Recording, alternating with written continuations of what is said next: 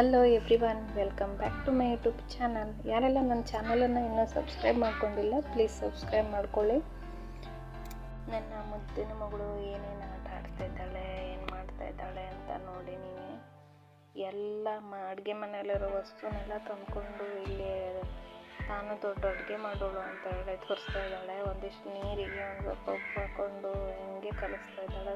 ತುಂಬ ಉಪ್ಪು ತಗೊಂಡು ಬಂದಿದ್ಲಿ, ನನಗೆಲ್ಲ ಬೈದು ಅವಳಿಗೆ ತೊಗೊಂಡು ಹೋದೆ. ನಾನು ಸ್ವಲ್ಪ ಉಪ್ಪಷ್ಟೇ ಕೊಟ್ಟಿದ್ದೀನಿ. ಮಕ್ಕಳು ಮೊಬೈಲ್ ಬಿಟ್ಟರೆ ಮತ್ತು ಈ ಥರ ಆಟ ಆಡೋದೇ ಕಡಿಮೆ. ಇವಳು ಏನು ಕಡಿಮೆ ಇಲ್ಲ, ಮೊಬೈಲ್ ಬಿಟ್ಟರೆ ಮಗಳು ನೋಡ್ತಾನೆ. ಎಂಥದ್ದು ಕಂಟಿನ್ಯೂಸ್ ಆಗಿ ಈ ಥರ ಉಪ್ಪು ತಂದ್ಕೊಟ್ಟಿದ್ದೀವಿ. ಎಂತಕ್ಕದು ನೀರೆಲ್ಲ ಹಾಕೊಂಡು ಮಾಡ್ತಾ ಇದ್ದಾಳೆ. ಗಲೀಜಾಗತ್ತೆ ನಿಜ, ಆದರೆ ಈ ಥರ ವಸ್ತುನ ತೊಗೊಂಡು ಆಡೋದಿಲ್ವಲ್ಲ, ಅದಕ್ಕೋಸ್ಕರ ಅವ್ರ ಪಾಡಿಗೆ ಅವರಿಗೆ ಆಟ ಆಡೋಕೆ ಬಿಟ್ಟಿದ್ದೀನಿ. ಇವಳಿಗೆ ಆಟ ಆಡೋಕ್ಕೂ ಕೂಡ ಅಕ್ಕಪಕ್ಕದಲ್ಲಿ ಯಾವ ಮಕ್ಕಳು ಇಲ್ಲ ಪಾಪ, ಅದಕ್ಕೋಸ್ಕರ ಒಬ್ಬಳೇ ಆಡ್ತಾ ಇರ್ತಾಳೆ. ಯಾರಾದರೂ ಮಕ್ಕಳು ಕಂಡ್ರೆ ಅವ್ರ ಜೊತೆ ಆಡೋಕ್ಕೂ ಕೂಡ ತುಂಬ ಹೋಗ್ಲಿಕ್ಕೆ ಪ್ರಯತ್ನ ಪಡ್ತಾಳೆ, ಅವ್ರ ಜೊತೆನೇ ಇರಬೇಕು ಅಂತ ಅಂದ್ಕೊಳ್ತಾಳೆ. ಏನು ಮಾಡೋದು, ಅಕ್ಕಪಕ್ಕದಲ್ಲಿ ಮಕ್ಕಳು ಇಲ್ಲ, ಅದಕ್ಕೋಸ್ಕರ ಒಬ್ಬಳೇ ಆಡೋದಾಗಿದೆ. ಅದಕ್ಕಾಗಿ ಅವಳು ನನ್ನ ಜೊತೆನೇ ತುಂಬ ಅಟ್ಯಾಚ್ಮೆಂಟನ್ನು ಬೆಳೆಸ್ಕೊಂಡಿದ್ದಾಳೆ.